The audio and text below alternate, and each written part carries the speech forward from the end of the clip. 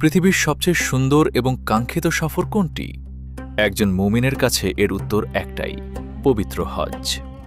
২০২৬ সালে সেই পরম করুণাময় আল্লাহর মেহমান হওয়ার অপেক্ষায় এখন মুখিয়ে আছে বিশ্ব মুসলিম। হজ হল সাম্য, ভ্রাতৃত্ব এবং আত্মশুদ্ধির এক মিলন মেলা। এখানে কোনো ভেদাভেদ নেই, নেই কোনো শ্রেষ্ঠত্বের লড়াই। সবাই এক পোশাকে এক সুরে ঘোষণা করে আল্লাহর একত্ববাদ।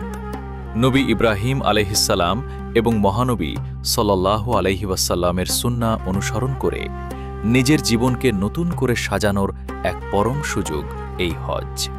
হজে গেলে মানুষ খুঁজে পায় জীবনের প্রকৃত উদ্দেশ্য আর অন্তরের প্রশান্তি।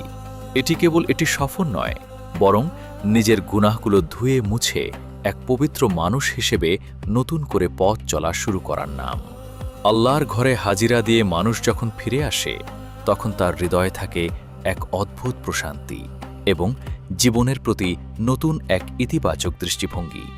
২০২৬ সালের হজ যাত্রা হোক আপনার জীবনের সবচেয়ে সুন্দর এবং স্মৃতিময় ইবাদত। মহান আল্লাহ আমাদের সবার মনের নেক তামান্না কবুল করুন। আমিন।